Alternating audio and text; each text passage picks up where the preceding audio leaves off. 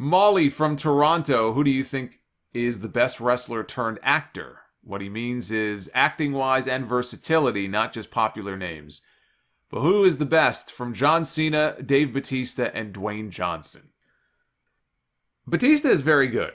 I think Batista has the potential to end up being a very, very good actor, even better than he is now. And I've seen some of the lesser films that he's done, Bushwick.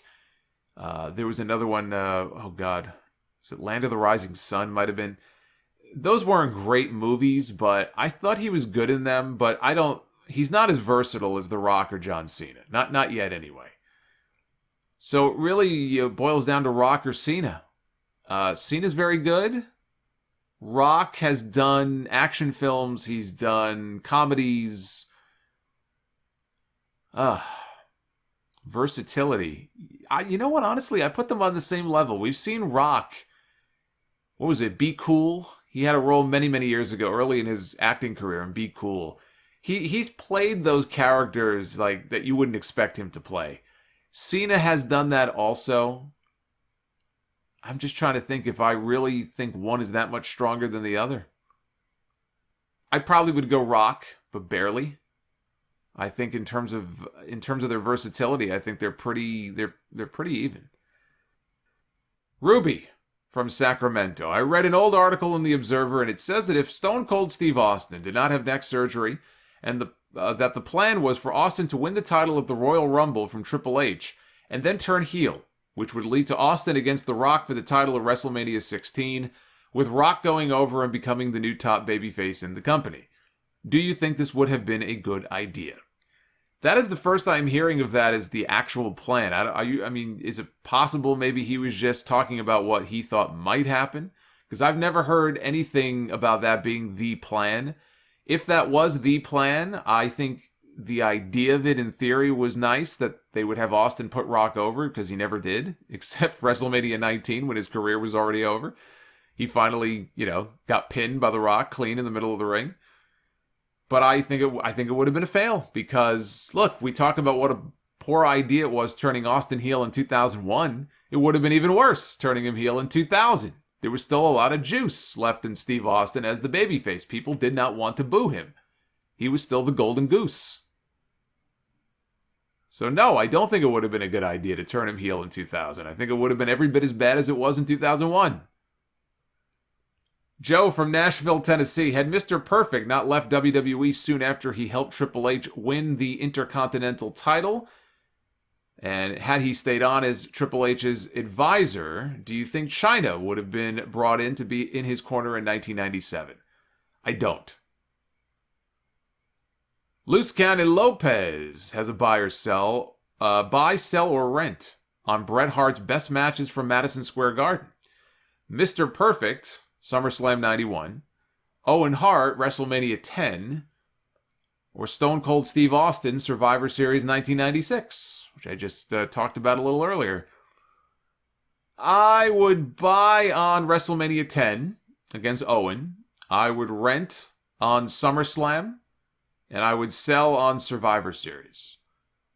But all three are classic matches that if you have never seen, you owe it to yourself to go sit down and take notes on what real wrestling looks like. Nathan from London, I have a question on the Natural Born Thrillers from WCW. Do you think their ceiling could have been much higher? I always found them so impressive. They were athletic, good workers. Mike Sanders was a good talker. Sean O'Hare and Chuck Palumbo were agile. Sean Stasiak started to get better.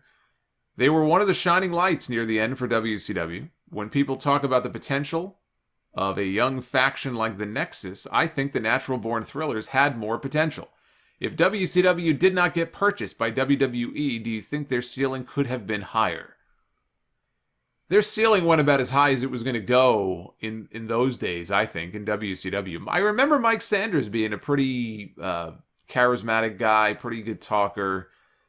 I don't remember too much about his ring work. Palumbo and O'Hare were always talked about as one of the young up-and-coming teams. So yeah, I think their ceiling was higher, but I don't know that it's as high as you are thinking of it. I think individually, Individually, I think someone like O'Hare could have been much higher than he was. Mike Sanders could have been too. I don't know actually why he never went to, unless he was in WWE. Maybe he was. Maybe he did sign.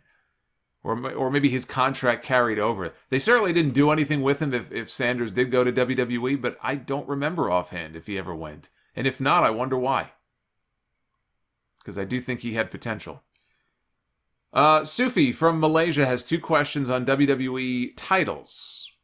What was the original purpose of the European Championship? Why was the title created in the first place? And why was the Intercontinental title briefly unified with the World Heavyweight title in 2002, only to be resurrected months later? I am not entirely sure, but WWE was very popular in Europe at that time, so I always thought it had more to do with that than anything else. You know, Bulldog was a natural pick for the first champion, but the company was very popular in the UK, very popular in Germany at the time, probably other places as well. So I think that had a lot to do with it. As for the IC title, I think that was just a way to make Triple H an even stronger champ. It was all about making Triple H strong and keeping him strong. So I think him absorbing this additional championship was just a way to do that. And I think it was about 6 or 7 months later they realized the error of their ways, that they needed a mid-card title, and so they brought it back. They never should have unified the two to begin with. That was a very, very stupid idea. And at the time, a lot of people said it was a stupid idea. Hugh Jazz from, love that name, from California. You get a lot of those in California? How would you have booked the ending of Starrcade 97 and the ensuing months for Sting and the NWO? So I gave a little bit of thought to this. First of all, the main thing is no bullshit at Starrcade 97. Sting wins cleanly. Then he wins the rematch, as he did at Super Brawl. At that point, his business with Hogan is done. You can still do the NWO Civil War that they, teased. You could do that for a little while. But at that point, you start using the NWO to shift focus to the young stars on the rise and make them bigger. Make new stars using their existing ones. Like what Randy Savage did for DDP. But you do it with Jericho and with Guerrero and with Benoit. You keep building Goldberg the way that they work. Keep building him. But he shouldn't have been the only one that they were building. He was the only one with the undefeated streak. He was going to be, the red hot star. But you could still build all of these other people who can work matches longer than 3 fucking minutes. Because for every card that's going to have a 4-minute Goldberg match, you're going to need a 15-minute Chris Jericho or Eddie Guerrero match to round out the card or open the show really hot. Maybe a cruiserweight match. Ray is in there with Juventud or something. You need those guys. So keep building them up. You could have gotten a year out of Sting as the champion with him putting over Goldberg at the end of the year at Starrcade. Maybe even have Starrcade in a big dome. Put that in the Georgia Dome instead of Nitro. And, I get that the Wolfpack stuff was over, the whole red and black thing. Sting never should have picked sides. Sting always, it just felt wrong, Sting joining any faction of the NWO. He never should have joined the NWO. And I know Goldberg against Hogan was huge for WCW, but they blew through everything without making any other new stars. And that just wasn't sustainable. That's why guys started jumping to WWE. They saw the writing on the wall. They got tired. Jericho said, I'm out of here. Big Show said, I'm out of here.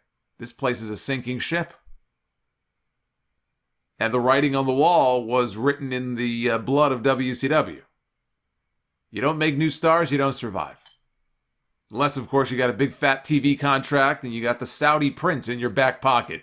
Then you make money hand over fist and it almost doesn't even matter what you do. Maybe Vince McMahon is a genius after all. He figured out how to make money in spite of himself.